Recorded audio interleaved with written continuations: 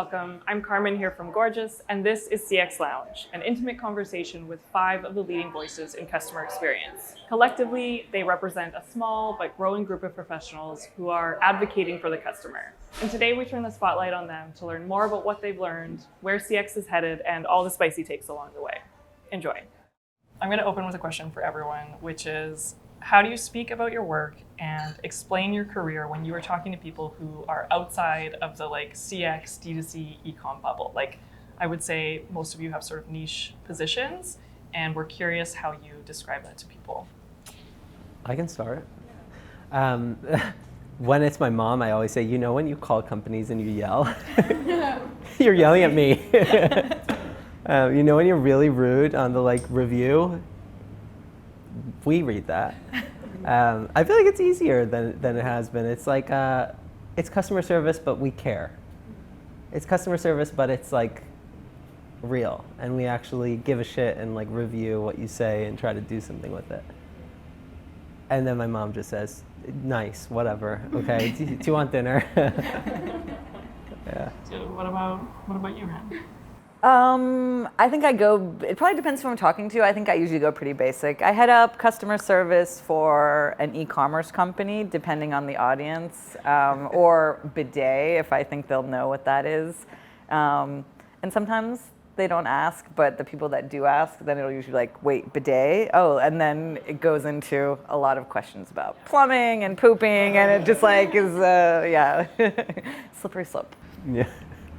Yeah, I mean, I feel like this interview isn't about me, but when I started at Gorgias, a lot of people were like, what is CX? You know, so I feel like that was a word that people in my life had not, or a term people in my life had not heard. Yeah, and that's for sure. When I say, I don't usually say CX. I usually say customer service because that's the term, but then they might dig in deeper, oh, but customer experience, what is that? And then I'll explain my philosophical view on what the difference is, but I also think it's kind of semantics, and it really depends on their experience. But yeah, I like Eli's take of the reviews, we read those. But I think I do like talking about it to elevate the role, because I think we all have impressions of what customer service is, and so when they see me, they're like, oh, you're a grown-up though, and you're living in America, and you do that. And so I think it comes in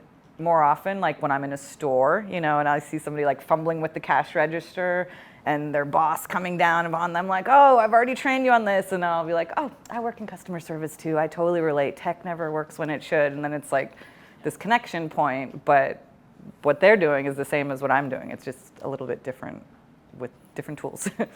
I love that. I love the philosophical difference between customer service and customer experience. Do you want to tell us your take? I was just gonna say I love the look or the idea of elevating customer service is just the words of customer service, because I think for so long people are oh, I'm not in customer service, I'm in customer experience. But it's and obviously the customer experience is the full journey from when they go onto the site until after they've had the products for years, and that's the entire experience. But customer service isn't a bad thing. It's not a bad word, but people are sometimes scared to say that. Now that I've gotten more into retention and even just more into operations, I a lot of times to not only elevate customer service, but also to just explain that it's more than just answering tickets. I'll say customer-centric marketing and operations is really what we do too. Yeah. So that in customer service falls into it, and we're not ashamed of it. It's we're proud because we have the best customer service. So a lot of times I'll say because now working with lots of brands, I'll be, and if I feel I'm I don't feel talking about it because I'm it's hard. I'll be oh, it's a marketing agency, and they're oh, social media. I'm no. It's customer service, actually. I should have just said just customer service. Yeah. Actually, working in e-commerce makes it easy to tell because people at least know the brands you work for. I worked for a big B2B SaaS company, and no one knew what that company did, what the heck SaaS even was, and then I worked in customer success, and they're what does that mean? So there are benefits of working in e-commerce, at least when someone's like, oh, I've heard of that brand. Yeah. Yeah, for sure. Yeah, I definitely think that's like a really great way to think about it. Like how you've all said, there's kind of different layers to it, and like sometimes depends on who I'm talking to. I'll be like, well, I work in customer experience, which I feel like I'm always using my hands. Like we're gonna start with customer service. Like that's where I'm overseeing it, but I'm like, there's a lot of touch points, and a lot of times I'll be like, well, was there somewhere you shopped at recently where you just really liked it? You really liked the whole total experience, or you didn't? And I'm like, because that's where like I try to make that better. And I think a lot of people get confused because they don't understand exactly what you do. And but I think it's easier to like bring in that kind of like where do you like to shop, and kind of bringing that back to like, this is how all these things come to be. And it's not just like hey, we don't all do things in a vacuum. Like it all has to happen really like just seamlessly, and you have to be able to work together. And then when they start to think like, oh, it's down to like the whole like your warranty process, or that email I got, like now I can understand where you're coming from. And I think that when you can set the bar higher, I think all of us can agree that we're not just like, yes, we're answering a ticket and then it's done. There's so many other layers, and I think a lot of people in CX, they have their little like specialty, and maybe that's what they want to focus on, or they're just really great at that. And I think that's where it takes it further. And I think it's good for us to have these conversations, because there's people who maybe they're in the field, they don't know what they can, kind of level up to, or other people who are in e-commerce and they literally don't know the difference. And I think there's just so much more to what CX is. Cheers. Yeah. Cheers to that. Well, so people need to be empowered to be able to do that, right? And there's like some compartments of customer service that keep it there because typically you'd see less experienced people, but they are answering tickets and there's all these problems, right, in the tickets, and then it dies there. They don't tell anyone about it. Either they're like, well, my job is just to be proactive or reactive and answer the tickets.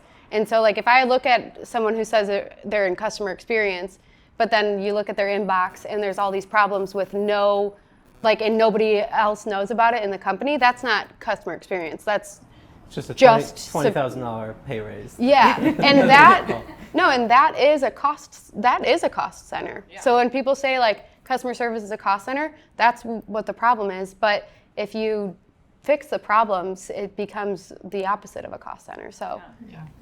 And you had written something that like I felt like really resonated with Millie and I on LinkedIn the other day. You follow me on LinkedIn. But you were saying like you feel like there's been this shift lately. I don't know what time frame you want to give it, but like, recently there's been more of a shift with CX where you feel like it's like this fully fledged department and less of this like the association is less this call center, and I think that you were posing it almost as like an open-ended question to your audience, being like, why is this happening now? Or is it a culmination of many things?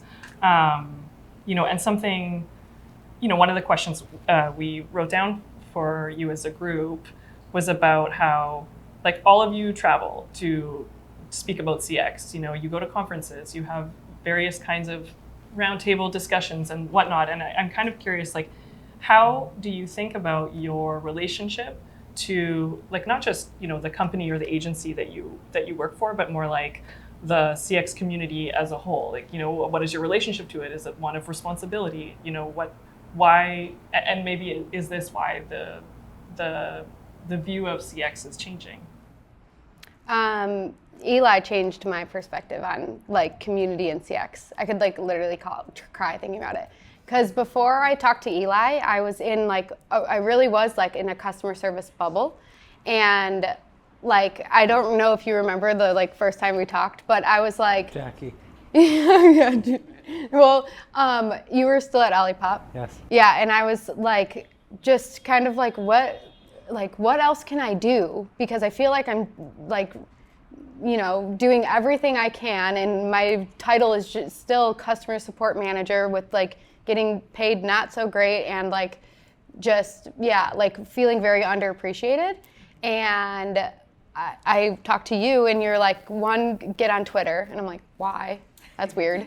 You were right. And then two, like there is a much bigger, like there's a community out there, like, and you like took me under your wing and just showed me this community.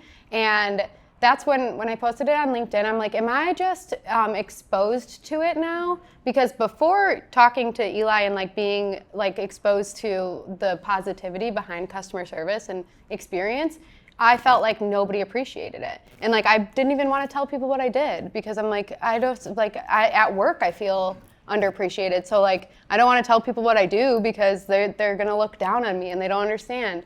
So I don't know if I'm in like this bubble of positivity around customer experience, but like I think that Eli was the first person that I saw was like literally like changing the way we look about like posting content and being positive and bringing people together. So I don't know, Eli, you're doing the Lord's work. I mean, no, I'm like, I have goosebumps. It's so humbling. The space that I came into, I mean, like my story is not a secret anymore, but I had no high school education, no college background. Customer service was the job I did because it was an entry-level job, and my first role was $35,000, and I spent 4 years trying to get out of CX, 4 years trying to get a different job, applied for ops roles, customer success. Like I just continued to try to get out of customer service because I was embarrassed to say I did that role, and I spent so many years kind of like trying to break out of it. And then I realized that if you're in the top 10% of customer experience, you can, first of all, make very decent money if you're not being taken advantage of. Mm-hmm. B, like, to the point about this roundtable, like, Mike was one of the first people that I saw that was like VP, SVP at a massive company with CX in his title, and people like him that I've been inspired by. Like, this is a real ass job that people are like at the top of their game. And again, kind of to Zoe's point, I knew nobody. I'm an introvert. It's not a secret. I hate leaving my house. I really do. I hate. Yet you do it all day. I chose a really bad career. Like Michael and I will have dinner twice a year, and that's like my Philly outing. And you live next to we live 10 miles from each other. Literally, and that's like my biannual outing. And I started connecting with people, and every time I would connect with somebody, it would like take a little bit out of my soul because I was so exhausted, but then I'd feel like, wow, okay, another one. And it got to a point where I said, okay, why don't I just put all these people in a fun little room together that I can like go in every 6 months and say hi. Which was like the Discord was like every single time I'd meet someone in CX, I'd be like, no, there are more of us, come, they're all waiting in that room. But it's frightening to hear that I've spent years trying to get out and then decided to triple down into it. And that got me into the Olipop role, which changed my life.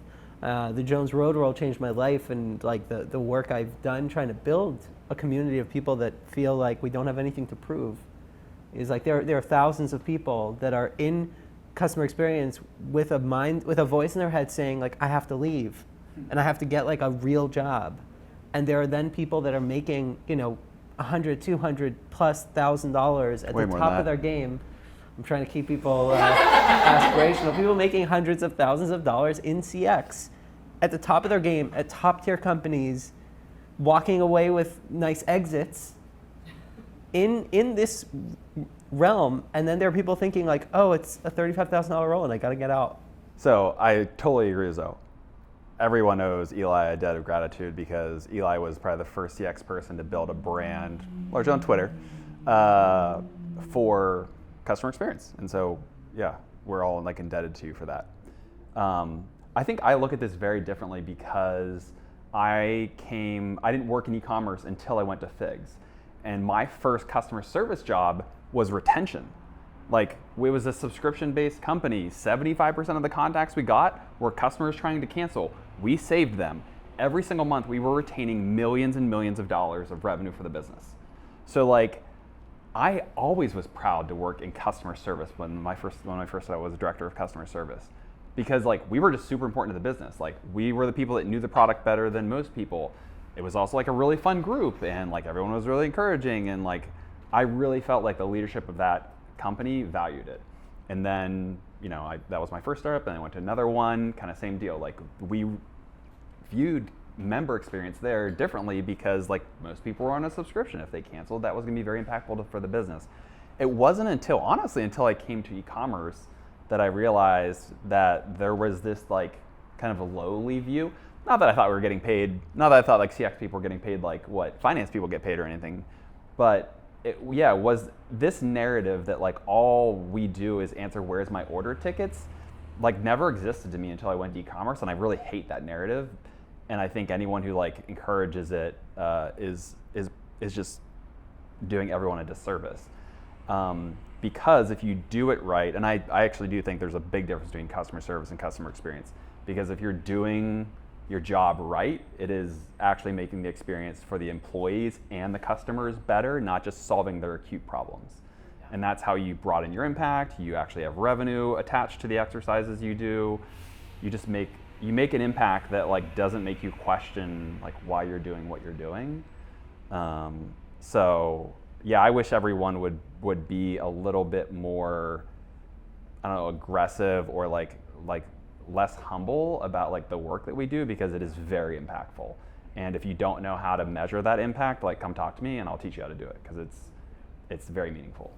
I think it's interesting you talking about like thinking of the health of the employees or something, or like how the employees are feeling too, because when we did our interviews in the spring, Kayla, you introduced me to this idea that I was like, I just hadn't thought about it before, where you were saying that like working with AI and CX ultimately was like a retention move, like for retaining talent, you know? And I kind of wondered, it made me think like, oh, like how much of a higher level CX role is taking care of the customer and how much of it is taking care of the team? Or like, you know, like how much of your efforts go into like making sure the team is healthy? I don't even know if I can like put a real like 50-50 what on it, because I feel like it's all just kind of happening. And what I realized, like after hearing all of this, then hearing your question, even though I love talking to people, whether I know them or I don't know them, but I tend to be someone who just like, I will listen and observe a lot, because I feel like I'm just taking in all the information and thinking like, how can I creatively use this? What can I do to either, fix a problem, or I'm just learning. And what I've realized is it doesn't help if I'm quiet about it. I need to speak up, whether it's talking to other people in CX, talking to my team. And so I tell them the same thing. I'm like, if you notice a problem, maybe you don't think it's a big deal, I want to hear about it. So we have we have so many Slack channels that I'm like, just dump it in there. I don't care if I get a ton of notifications a day, because maybe it's that one thing that I really needed to hear to fix something. And I think that's what it comes back to, is like, as we talk to all these other people in the CX space, whether they don't know what they're doing or they really do know what they're doing, we're able to learn from it. And I just like remember, this is my working at Jackson, my first time in e-commerce. I've worked in retail, I've worked in like the service industry, but I went to school for history. And I remember having a professor, and she was like, well, if you don't make it here, what are you gonna do, work in retail? And I'm like, don't say that like it's a dirty word. For whatever I do, I'm gonna do it well, and I feel like I wanna prove something. And I think that's just one of those things that always I'm like, I will continue to do this, and I also want to do it for the people who don't think they can speak up about it. And so I think that's where it comes when it's, my team. I don't care if they're at the just basic agent level or they're, a lead or a manager. I want to make sure we have the time to have those conversations, because then you're solving problems, or you're making them feel like they have more of a role and they're going to do better in their roles. And so that's why with like AI, I want to free up their time so they can feel like I have an important job. I'm not just answering the same tickets, or kind of like I'm done at the end of the day. I want us all to feel like really enriched in our roles. And I think that's what we're all looking for. Yeah. Mm-hmm. Yeah.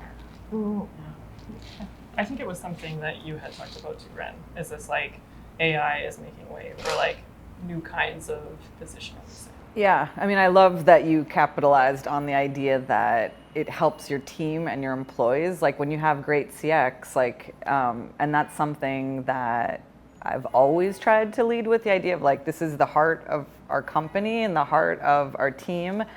But really something I've been thinking about a lot recently is this word we use, agents, right? Are essentially, in a lot of companies, people with zero agency, right? They're doing this job day in, day out. They see the problems, but they don't have a lot of tools at their fingertips to be able to solve these things. And so that's something that I've really worked with my team to give them agency and a voice. But in the last couple of months, just realized like, oh, agents with agency. Like, how did this not come to me before? But, my team, everyone is still with us that we haven't asked to leave. And that means that there's teammates almost with the same tenure as me, 4.5 years, you know, and my experience there's like seeing how BPOs work. It's like 1 week to the next, oh, you didn't make the grade, you're out, like with zero notice. And I'm like, this is not humane. Like, why are we bending over backwards to kiss our customers' butts, but the people that are supposed to do that are like dispensable? This doesn't make sense to me. I've heard a lot that there is like some imposter syndrome in the CX community, just because like most of people got into their jobs like by a happy accident. There is not like No one went to school for this. exactly. So like what do you think we need to do to like get rid of that imposter syndrome? The thing that got rid of my imposter syndrome was talking to founder after founder after founder and them asking questions that were very simple to me and like to me even felt like common sense. And I'm like seeing all the money that they're losing from making like these like to me small mistakes that impact the customer and pointing out like this is how much money you're losing from not like you're forgetting about the customer and realizing that like I started in customer service just answering tickets and learned how to build a brand from an agent level and being able to learn like every single tool and like not only every single tool but how they all work together and that like if operations makes a decision and doesn't tell marketing and doesn't tell finance and doesn't tell the support team, then it can lose the company millions of dollars. And so after talking to so many founders who had no idea what they were doing and then being little me in customer service, like, oh, I can fix all your problems. I was like, oh shit, I do know what I'm doing. And it's actually inspiring that all these founders like are making these silly mistakes, but they're just doing it. And I'm like, why can't, like, any customer service or customer experience professional can probably run a brand a lot better. Like if they care and they dig into issues and learn how to use the tools and like want to learn more about the entire business and not just answering tickets, like I bet you they can run a business like better than lots of founders. I think the way you get over imposter syndrome is probably a lot to do with your personality and your upbringing and stuff like that. But I think one of the most important things for everyone as they go along in their career is to remember the value that they bring to the organization.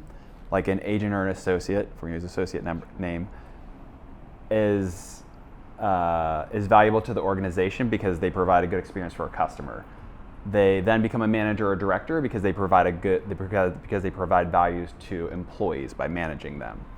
When you become a VP or above, you have to provide value to the business. And what are the ways you provide value to the business? You drive revenue, you give customer feedback that makes the products more lovable.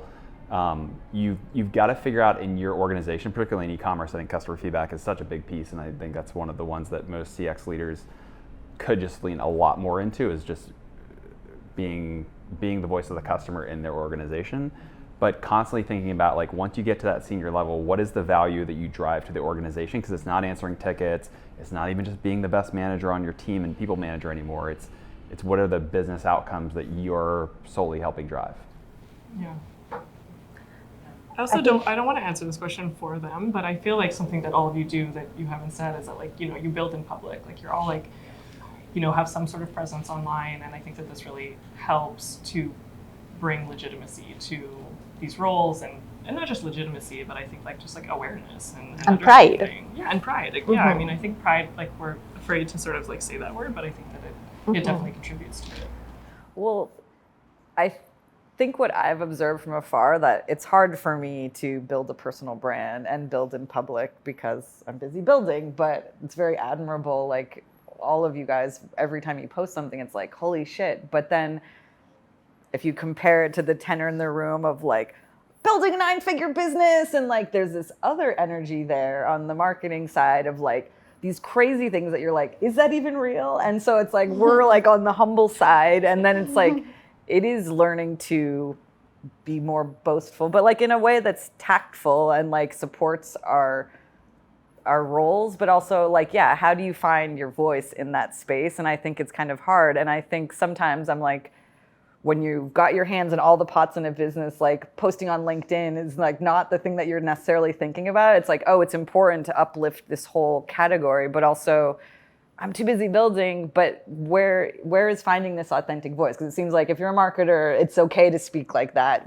That tone is like, doesn't feel comfortable or wouldn't be, I don't feel familiar doing that, but I think if you grow up, so like what is the tone of voice of CX these days and who are those voices and how do you boast, but not in a prideful way, but we should be proud of the work that we're doing. Like the company experience, like the e-commerce experience has changed because of the work that we're doing and helped to drive those 9-figure businesses clearly.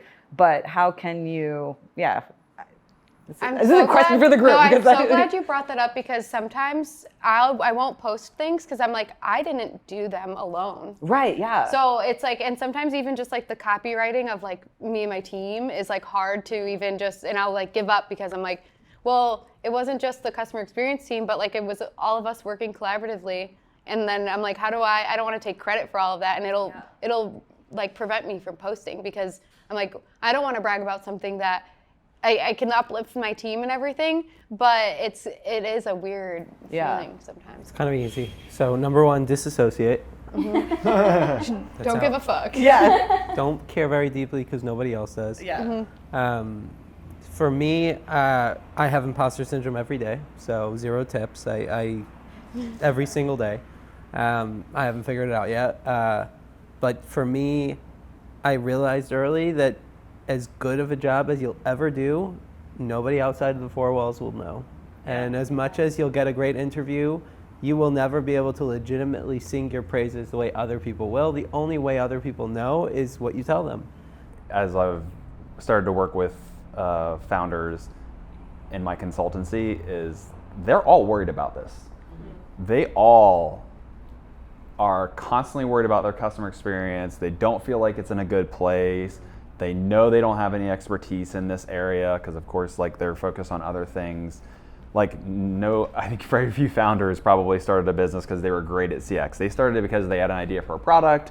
They were good at marketing. They had something, but like, it seems like a universal that they're all worried about this, and they want it to be great, and they just don't have anyone to tell them. And so, I think there's, I don't know how much of this posting is going to be for truly altruistic motives, but there is a need for some of this stuff because there are some basic fundamental things that are just not being shared because people like us think that no one wants to hear them. But like I'm talking to people all day that like don't know, to Zoe's point, basic things. Well, some of the stuff that we could share is like we don't want to share because it's detrimental to the business. Like it's embarrassing. Like the founders don't want to know people to know what we're doing because we're fixing their mistakes. So sometimes it's like I don't even like I think I'm getting better at it after doing it whatever for 4 years, but like I still am like I can't figure out how to share this because I don't want the brand to look bad, but like I saved so much money from these mistakes, and it's hard to find that balance of like not being super negative about the way that the business was or the way that customer service wasn't valued before. So it's a challenging place to be. Yeah. I feel there are 2 kinds of founders, those that like believe in CX, and I believe that great CX will bring like great loyalty, retention, and then founders that see CX as a cost center. Really, it's about to get spicy. And you knew it, by the way. We're gonna name names. Yeah, It's gonna how get much spicy. time do we have? It's gonna get spicy. We have like 2 more hours. So like what would like your advice be to those CX professionals that are dealing with the kind of founders that Oh Lord. exactly. This is so hard. I can start. Yeah. Fuck those guys. No, this comes from like a place of maybe a little bit of privilege now, but I genuinely don't take a job or don't do any consulting. I've in the 5-6 jobs I've had and in probably like 90 plus consulting calls I've done in the last 5 years, in moment 2, I know if this will be successful, and it's the way they talk about CX. And I've taken jobs that immediately day 1 I was like, this is never gonna work. And you will not, my hot take, pessimistic, I know, it's almost impossible to change someone's point of view. To Mike's point, like some people, you talk to them, they get it. Right away they're like, yeah, it sucks. And you're like, okay, you can argue with them, like, why didn't you ever put importance in it, but you're talking to me now. But there are certain people that are like, no, it genuinely doesn't matter, and I'm just gonna whatever to whoever, and whoever wants to handle it will handle it, and I just need somebody to sit in the chair.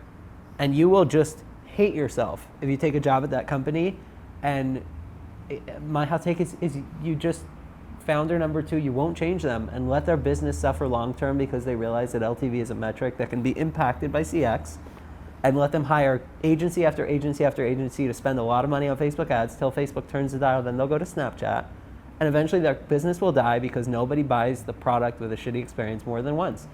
And great CX, yes, it can fix it, but if they're not looking for a fix the same way they're not looking for a fix on the broken box or the shitty product, I don't think there's merit to great CX people.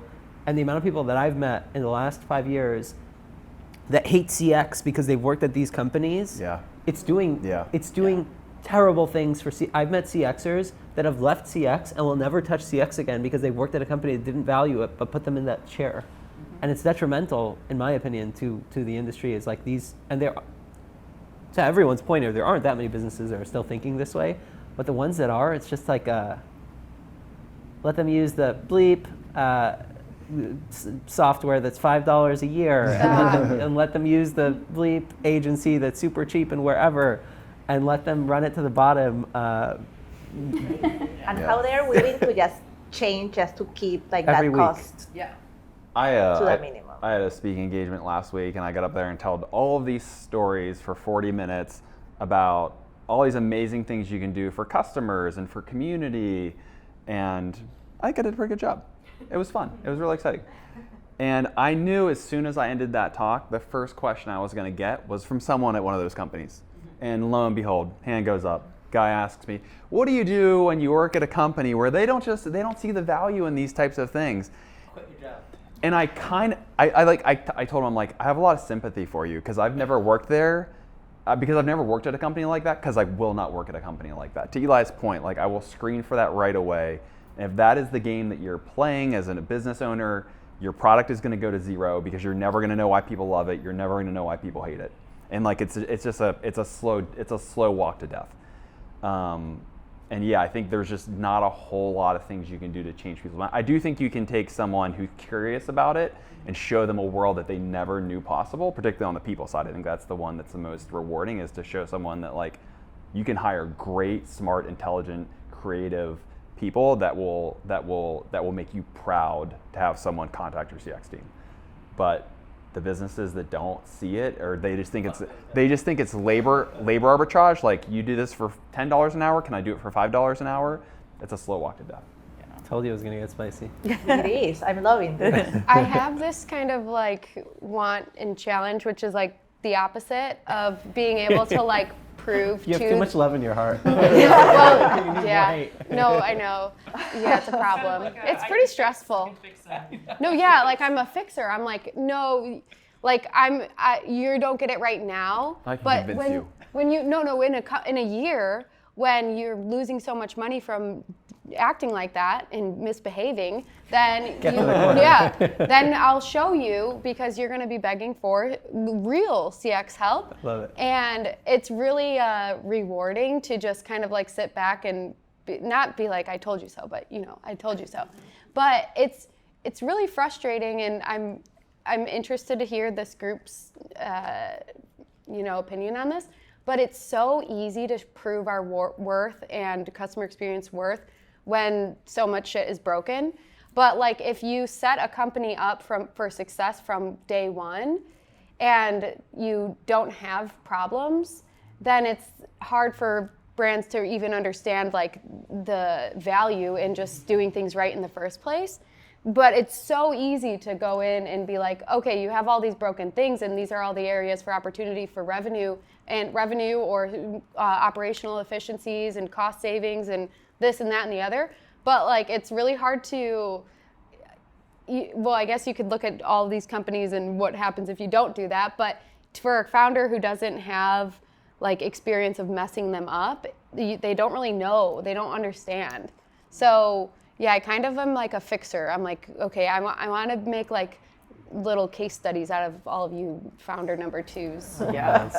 I think there's like 3 levels of founders, and this can go across a bunch of different businesses. Founders that are in love with a problem, founders that are in love with their solution, and founders that are in love with their customers. And I think the best founders kind of go through that waterfall where they're... What about the ones that are in love with money? Well, usually, Which one? Where usually do money they- is the outcome of one of those three things. But the ones that are in love, I think the best ones are the ones that they see the problem, they want to solve it, they figure out a solution, and they fall in love with that. But then they fall in love with the customers that are helping kind of solve that problem overall. Those are the people that are magical to work with, and I think somewhat it's just kind of showing people like customers aren't scary, like they're actually your most valuable resource in this. Like if you just talk to them, they'll actually like tell you everything you need to know about fixing your product. Kate, I think you have a story about like a wedding day. Yeah, I mean we've had that before where people so chains or bracelets, like people want them for like groomsmen gifts, or they're all gonna wear it on the wedding. And we've definitely had instances where like say the first order got lost, like it's just it's somewhere out there, and we're like, okay, but they're gonna be like at, it's like a destination wedding or something. So I've definitely been like, okay, what hotel are you gonna stay at? Can they accept the packages? Or is there someone who lives nearby who they're gonna be able to get it for you? Or I'm like, okay, we're gonna call, FedEx and we'll have them at a pickup location. And that's happened, more times than I can count, and I'm definitely one of those people too, especially around the holidays, where people are traveling and they're like, no, like my kids are only here for this time, or we're going to, my mother-in-law's house in a different state, like it's not going to come in time. And maybe it's like I'm a fan of like holiday movies, and I'm like, no, we're gonna make this happen. And I think it's just giving the time, like, to take extra, time out of my day to do that. Could that have been done by maybe one of my agents? Sure. But I was like, I want to make sure this happens. And it's one of those things that like you get a review about it, you hear from them later, and they're like, you totally saved the day. And I feel like those are the kind of people, it's a story that they're going to tell others, and that's how your brand is going to get out as well. It's that word of mouth. And so, hey, maybe they never mention it again, but maybe they do. And it's something that I'm proud of. I can be proud of that, hey, we took the time to make it special. Yeah, Zoe was talking about if you were trying to like reference a company getting to a place where they don't have a bunch of problems. But I used to talk to my team about there's this like concept that your baby's ugly. It's like, it's a legitimate concept. It's being willing to say like, I love this thing. I'm really proud that I made this, but it still is ugly. And like being willing to say like, there's always more we can do. The analogy's not so great, but it's true. But we always, like I used to talk to my team about this like probably like once every year, just being like, there are a ton, and yeah, this is definitely a personality trait. Like I'm just naturally attuned to like what I see as opportunities, like everything that's wrong. And so we would have conversations of like, what could we be doing better? There's always more you can be doing better. It's those processes around documenting how we're proactive and not reactive. When we have these service delivery failures, what are all the crazy things like go puffing things to people, putting them on a flight to someone, delivering them a case of Olipop to their wedding, like documenting all that stuff. So like when these events happen, like there's a playbook for this. Like we're gonna make this better, and just constantly being aggressive about every aspect of our customer experience can always be better. But it was also just being like, man, these people save lives for a living. I think we can figure out a way to get them their figs. Like I think we can figure this out, and you always can if you're just willing to like take the effort to do it. And again, like to your point about agency, like giving people the expectation that we are going to fix this stuff. Yeah. Like we can always fix this. Yeah, The it's not just an agents- email. You have to actually do it, Yeah. right? You're not email responders. You Yeah. are actually Giving takers, yeah. agents agency, that's a bar. Yeah. It's so good. That's a good I one. know. You gotta Late like. night, Can you like start a merch company? That's or gonna be like something? a gorgeous headline, 2025, giving agents agency. You and we'll steal it. Make me famous. Well, I think it's true, and like what you were saying before, I keep using this word capitalizing. I don't know. I'm also a weird weirdo, so these things get stuck. But when you break from the script, that's when memories are made, right? So you deliver a perfect order. People might like the scrubs, Yeah. they might like the necklace, but they're not going to remember it. Yeah. But when you go above and beyond, when there's some sort of hiccup, that's what they do remember. And so like, I love the flip, and like we had like flip of the week. It was like when you have these, all caps, right, comes in, which like they're screaming at me. I'm like, my grandma writes in all caps. This is Yeah. not screaming. Like get them on the phone. Like Yeah. I dare them to scream at you. And I think that's the thing of like, how do you de-escalate these scenarios, And it's like if it's all on chat or email, I guarantee you it's probably not going to get better. you call someone or if you have Yeah. a chance to see them in person, they will never say Never. that to your face. And I'm like, and they're like, well, but look at the email. I'm like, Where's the tough guy now? yeah, like if I walked into Target and I was like, give me my fucking money back, they would be like, security. Like that is not, but like in e-commerce, that's par for the Caps course. lock. Like we're supposed to deal with that. So like, just call them and I guarantee they'll apologize right away. Better Business Bureau. Yeah, I'm like they'll calling the threaten this. FAA. Yeah, when they're screaming into the void. That's it's what like, I love. That's my favorite thing is to be like, what could I have done differently? And then they're like, oh, well, yeah. there really isn't because they just needed to let it out. And Yeah. I think that too about being like off the script is like, I tell my agents that all the time. I'm like, you don't always have to be perfectly calm and rational all the time. I'm like, just let your personality come out. Because I'm like, I can tell you right now, if I'm on the phone, I probably just word vomited all this stuff to them. I'm just rambling on. I'm going through all this stuff. But what I think is important is they're being listened. You know, they're being heard. And I tell it to my team all the time. Tell them your whatever problem you're having or your opinion, it's gonna be heard by someone who's above me. And if it comes to me, I'm gonna tell someone else about it. I heard this insane, unhinged idea that I feel like sharing with the world. I spoke to somebody who started doing phone calls, and he has like a exercise equipment company. And he said like every time they mess something up, he gets them on a call, and as loud as they yell, he yells louder. but instead of yelling at them, he takes their side. And so a guy will be like, "This is insane! right, Like yeah. I've waited days for this, and it still doesn't show up." And he's like, "No, that's the most insane thing I've ever heard. That makes zero sense. Where?" And he'll start yelling at like fake names. He's like, "What do you mean? What FedEx? I'm calling FedEx right now. That is the most insane thing. Imagine paying $600 for a workout equipment and it doesn't get there." And at a certain point, the person on the other side of the call says, Okay, I don't want anyone Not so fired over serious. this. It's not that serious. Like, I just really wanted it. No, I Oh get my it. gosh. I make these things. Of course I get why you want it. And he says, like, it's worked 10 times out of 10. And I thought that's the most unhinged de-escalation tactic of all time. And I would recommend. I love it. Yeah. If you're at home.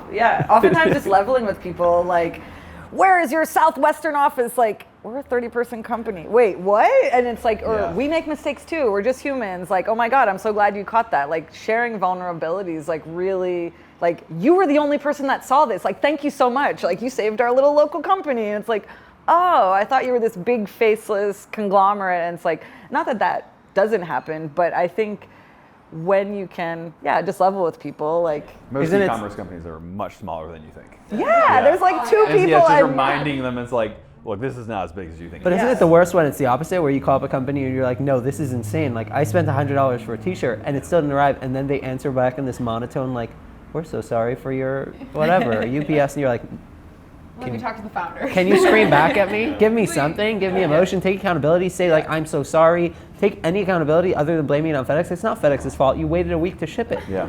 Get out of here. Like, So there is this saying that like we tend to overestimate what we can do in a year, and we tend to underestimate what can be done in 3 years. So like, what is like your vision for CX, like in the long or in the short or in the long term? Like, what do you envision? Like, what changes would you like to see in the industry? Kind of like to close our conversation today. I think respect, and I guess a theme that I've noticed over the last year as I go to these kind of things is, by and large, women who have a really hard time advocating for something that they have absolute mastery over their domain, and just feeling that their weight, our weight, is equal to any other department, and understanding potentially even much heavier. You know, I feel like CX is the hub of a wheel, and all the spokes are all the different departments. But you know, a strong CXer can step into any department and probably sink or swim a little bit before they sink. And I think, just seeing the world understand that. And I think part of it is, our duty to brag more about the work we do.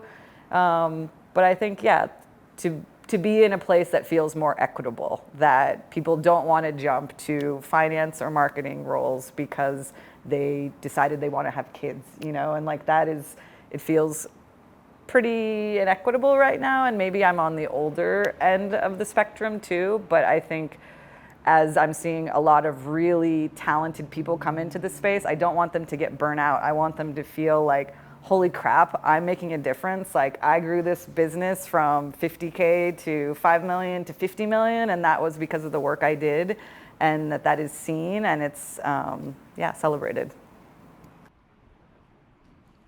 I have a hot take. Yes. Founders start to be CXOs, not CEOs. Yeah. I love that. CXOs in 3 Everyone years. reports. CXOs. No, but the founders decide to be a CXO, not a CEO. Like you want to be customer centric, and I think everyone should report to the CXO, not the CEO. And like everyone has to get everything approved by the customer centric function. Love it. That was worth waiting for. Yeah, I think just understanding of what CX is. You know, I don't like in a year from now, I don't want people to, like people in this industry even, to be like, what is customer experience? Like I can understand someone who's like a nurse or, you know, like a chef. Okay, different, but here, like you should know what it is. There's so many opportunities for us to, here we're talking about it, you can learn about it. But I think too, another thing is, you know, a lot of brands, they're like, what can we bet on this year? What are those big risks we can take? And more often than not, we're not included in that conversation, or it's like, what big risk are they going to do? But I think there's so much that the CX team can offer, and I think I hope that we're being listened to, and that those exciting ideas that we've been thinking about, because we are these creative problem solvers, and we're always thinking of the next thing we can do, that I hope that gets heard a little bit more. I don't know, I have like a million things. I'm pretty impatient at this point in my life. Like I'm halfway through my career, if this all works out well. And I'm kind of sick of this, like, we should get more respect, we should get paid more. I just want that all to end, and the way that ends is by tying yourself to value. And so, yeah, I think part of the reason I started my consultancy was because I wanted to prove to founders that they can build a customer experience team that they are proud of and that their customers will love. And the bar is so damn low, and I'm sick of the bar being this low because we're all consumers and none of us like this, and so like I want to change this. I need this energy pumped into my veins. No, but really, I think for me, it's two things. One is like a strong feeling of hope. I think in the 10 years I've been doing this, I felt like CX went from not a single person knew what it was. Now it's basically my mom and a few others that still don't know what it is. But a lot has changed. Like a lot has changed. Nobody was talking about CX in 2016, 2018, 2019, not anyone I was hanging out with. And going from customer service to customer experience, like we said all the way in the beginning, kind of added $20,000 to everyone's salary and maybe like an excuse to continue climbing past director. So I think that's like the hope is what we've accomplished in 10 years feels stronger than any other part of the business in terms of growth. Like from customer service / support to where we are today feels wild to see in 10 years, and I think it's exponential. I think the next 3 or 5 or 10 will be faster and more compounding than the last 10. And then the second, I have like a longing for unity around CX. Like it just feels like people tie so much of their value to the job they have and the company they're at, and not realizing that we all kind of care about the same things. And I've learned that the hard way a few times throughout my career, whereas like my social standing changed based on the job I had, for better and for worse. Like I've learned it kind of like all of a sudden I get so much respect around my name when my job changed because I'm working at a company people love, and vice versa. And that's put me in an interesting spot where you realize that, you know, like I have like a special sense of angst. I carry grudges really, really well for years. And I have like a list of people that when inevitably I jump back to the brand side, people that I will never work with because of the change of the respect and the admiration and the unity they had. And I think in general it's a crushingly small industry. E-com is so small, everyone knows everyone. Between CPG and fashion and beauty, everyone knows everyone. There's never a human I meet that doesn't know 16 of the people I know. And for better for worse, like the bad apples will slowly dissipate. And I think my longing is like for more of a united front, not just in CX. Like obviously CX is important, but in everything. Like for people to feel deeply that we all, to Mike's point, we all just have like a longing of like, we hate shitty experiences, all of us, we hate it. And we all know what it takes to have better experience. We all know it's not crazy expensive, and we all kind of like see a blueprint, but if we don't come together and think about CX holistically, we're kind of screwed. So, yeah. Okay, let's do a cheers, you guys, for like coming together and making CX. Cheers. Thank you so much. Human connection. Yes. Cheers. And that's a wrap. I'm so glad we got a rare window of time with this smart, tireless, empathetic group of CX leaders. We learned enough to take us well into 2025, and I encourage you to share this discussion widely and generously.